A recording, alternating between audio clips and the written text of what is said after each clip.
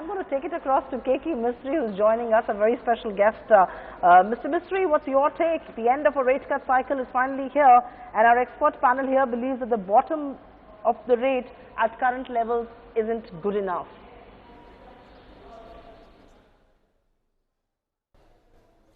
You know, the macro data could perhaps have suggested that there was scope for a 0.25% cut in rates. But I think it could be, you could argue it both ways. The factors which would have favored a rate cut were the fact that one, inflation CPI number has been pretty much under control, number one. Number two is that the fiscal deficit has been kept at 3.2%, which was the target, so that has not been breached. Thirdly, the growth environment, the credit offtake environment has been relatively weak.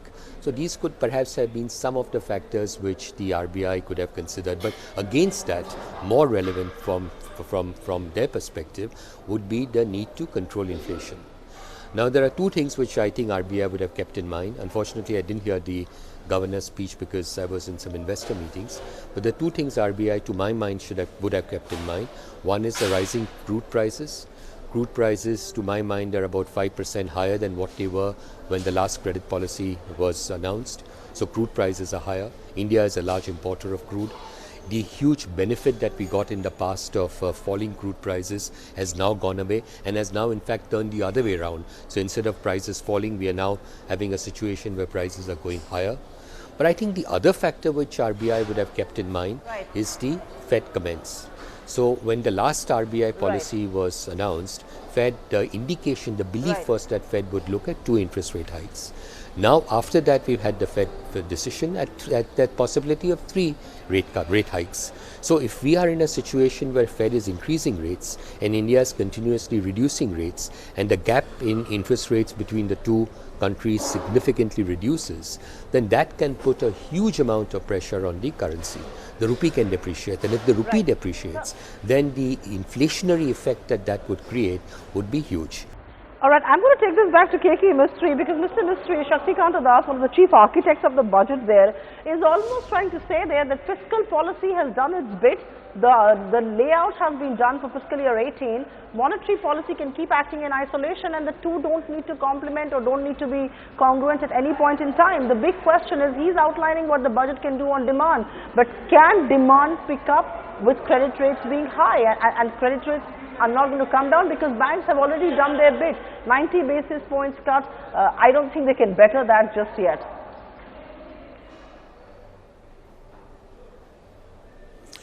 See, to my mind, you have to understand the reasons why credit offtake is low and the investment cycle is not strong. The reason is not interest rates. Interest rates today are much lower than what they were 3 months ago, 6 months ago, 12 months ago, 24 months ago. So interest rates are a lot lower. So from that perspective, there is a conducive environment for people to make investments. The reason the investment cycle has been slow is not interest rates. It is just the fact that there is excess capacity in the system. Businessmen have created more capacity today than what they are using. So if they want to expand their growth, if they want to produce more, they already have the capacity from which they can produce that extra bit that they want to. They don't need to create a new facility. They don't need to create a new plant, a new entity, a new factory. So to get the investment cycle going, just dropping interest rates is, to my mind, not going to, in my view, help at all. What we have to do is to get the investment cycle going, we have to go for higher capacity utilization, and that can only happen when consumption increases. So if consumption increases, if there is more money in the hands of people to spend, and that is coupled with public spending, which is what the budget has indicated in terms of capex finding, that by itself will create demand for goods, create income for people, create more consumption, and lead to faster capacity utilization. Mr. Mistry, you're essentially referring to a very virtuous cycle here, and I completely buy your point that when investment happens, consumption picks up, when consumption picks up, all those other things that you said. My basic point is that because of demonetization and because of all these incidents, consumption in India has taken a hit. People thought that if rates would come down and if they would be transmitted, that consumption would have seen a boost. You don't necessarily agree with that assumption, do you? I don't Well, I don't entirely agree with that view, because I don't think that consumption will get a boost just because interest rates come down. Interest rates have come down. You mentioned that earlier. Rates have come down by 50 to 90 basis points, some cases even 100 basis points from what they were couple of months ago. So rates have come down. The environment, the conditions are ripe for people to consume more. But I think the important thing is to get more income in the hands of people, because only income will lead to more consumption. Indians, by and large, are to some extent debt averse. So people, unlike in the US, don't borrow money to consume.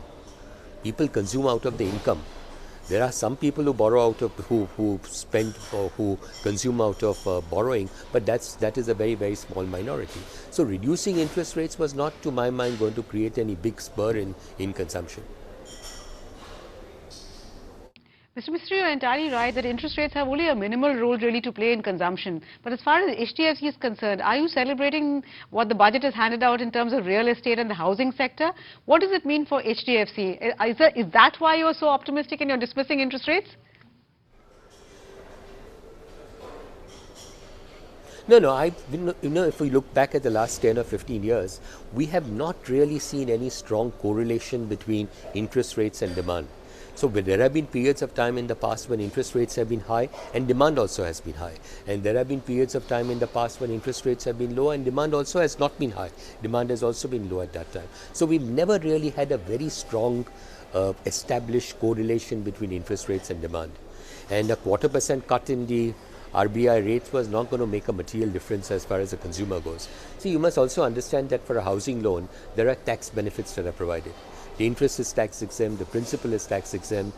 So even if theoretically rates were to go down by 25 basis points, the cost to a customer does not come down by 25 basis points. It comes down by 10 or 15 basis points, because some amount of tax he'll end up, the tax saving he was getting, the extent of that tax saving would come down. So the budget has done a lot for the housing sector. The budget has, given this infrastructure status for affordable housing. So that then opens up a whole vista of opportunities for builders, for housing finance companies to go and borrow money from different sources, and hopefully at rates which are competitive, which are even lower than what current rates are. All of these things are things which we are working on. That is one benefit. The other benefit, to my mind, is the announcement made by the Prime Minister on 31st December, when he said that on 900,000 rupees and 1.2 million rupees, there will be a 4% and a 3% subsidy respectively. Now, the details in respect of that scheme have not yet been announced. So I hope they announce those details soon. There is today an existing scheme.